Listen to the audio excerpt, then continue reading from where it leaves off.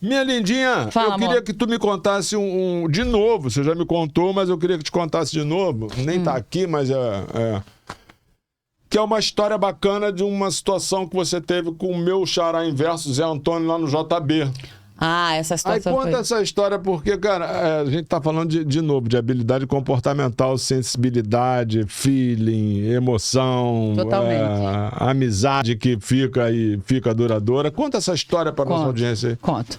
Eu trabalhei no Jornal do Brasil dos meus 19 anos até os 35, sendo que uma parte desse período já não era mais da família do Zé Antônio Nascimento Brito. Mas, enfim, eu me lembro que nesse episódio, que foi...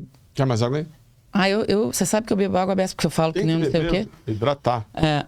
E nesse episódio foi um episódio muito marcante para mim, porque a gente já estava passando por um momento difícil da marca naquela ocasião, né? Então, assim, o Zé Antônio Nascimento Brito, o filho, ele já estava ali tentando manter o jornal minimamente de forma que pudesse continuar sobrevivendo de maneira digna, antes até dele passar a administração para Docas, que foi o que aconteceu na sequência.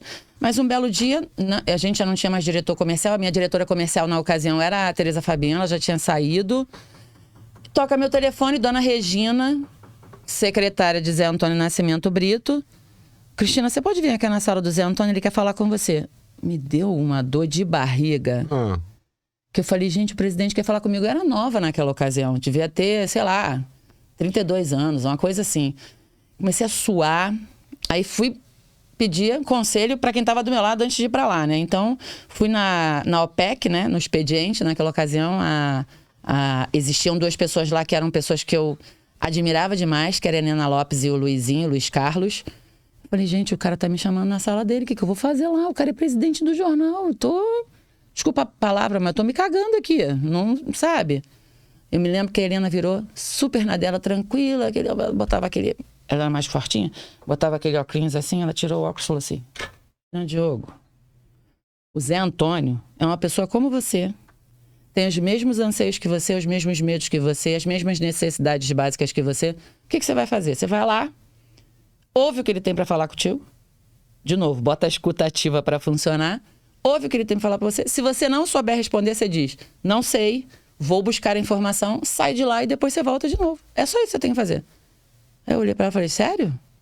Sério, tá bom. Oi, Dona Regina, tudo bem? Cheguei.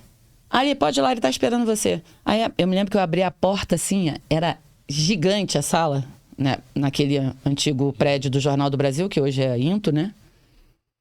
Dá licença, né, Zé Antônio? Aí ele, oi, Cristiano, tudo bem? Senta aí. Falei, pô, já tá criando uma intimidade. Na minha cabeça tinha todo um processo para criar uma intimidade. Aí eu sentei assim mais para trás, né? Aí depois falei, não, tem que sentar mais para frente, porque...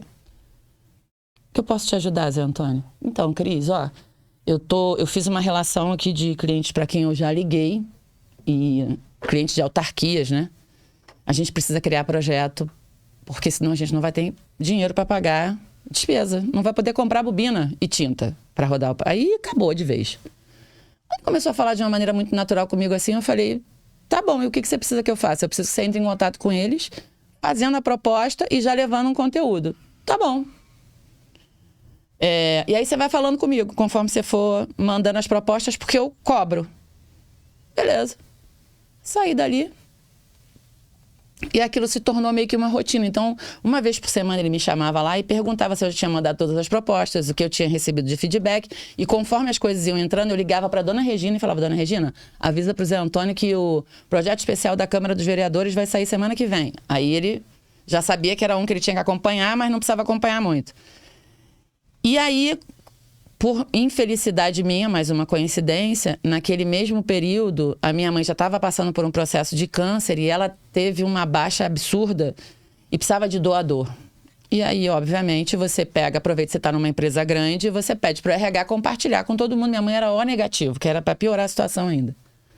Pede para compartilhar com todo mundo, um comunicado externo. E ele foi lá e doou sangue para minha mãe. Era compatível, ele? Ele era O negativo. Ele era O negativo. Ele foi, doou sangue. Eu nunca, de verdade, eu nunca imaginei na minha vida que ele pudesse fazer isso. Isso é o extrato do ser um bom líder, né, cara? E assim, o que a gente tira de ensinamento nisso tudo? Primeiro, que foi muito importante para mim, eu ter escutado que nós somos iguais, somos pessoas exatamente do mesmo jeito, temos as mesmas necessidades, que não adianta você ser arrogante, ser prepotente, subir demais e deixar o negócio ir para lá para cima, porque você pode perder boas oportunidades de lidar com pessoas interessantes, inteligentes e charmosas e que vão trocar uma ideia contigo muito legal. E depois, quando você para e ouve uma pessoa, ouve de verdade, isso faz toda a diferença. Isso pode te criar uma conexão com o teu interlocutor que vai durar para sempre. Então, essa história foi uma história que me marcou demais, porque o fato da gente ter trabalhado junto e ele ter percebido como eu era, extremamente simples, e ele foi muito simples comigo, fez com que ele se sentisse obrigado a fazer aquilo, sabe? Mas um obrigado bonitinho, que eu só descobri quando fui pegar a carteirinha de doador. Quando eu olhei, falei, gente, o Zé Antônio veio doar sangue. E na minha cabeça, jovem ainda, eu imaginava assim, presidente, funcionária, sabe?